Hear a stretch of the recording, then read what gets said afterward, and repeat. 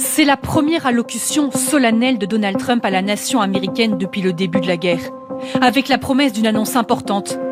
Alors que peut-il bien préparer? Pour entrer dans sa tête, il faut lire entre les lignes, et notamment celle de son réseau social. Message publié ce matin. Le nouveau président du régime iranien vient de demander aux États-Unis d'Amérique un cessez-le-feu. Nous envisagerons cette possibilité lorsque le détroit d'Ormuz sera ouvert, libre et dégagé. D'ici là, nous allons anéantir l'Iran. Le ton est donné, et la réponse de l'Iran ne semble pas laisser de place à un quelconque accord. Une réponse sous forme d'images de nouvelles frappes et de démentis. Selon la télévision d'État, Téhéran n'a jamais demandé de cessez-le-feu et martèle.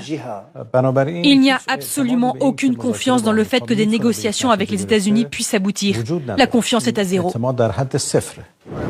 Alors Donald Trump va-t-il mettre ses menaces à exécution, frapper encore plus fort, voire lancer des opérations terrestres? Ce soir, il s'adressera aux Américains, à l'Iran, mais aussi indirectement à ses alliés historiques.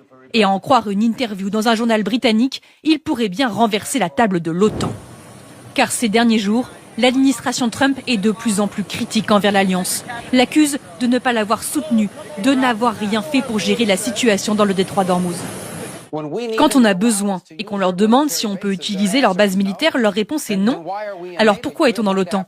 On va devoir réexaminer cette alliance et l'intérêt pour notre pays d'y être. À la fin, ce sera au président Trump de prendre cette décision. Un OTAN sans les États-Unis, une perspective qui inquiète les Européens. L'OTAN est l'alliance la plus efficace au monde, assure le Premier ministre britannique.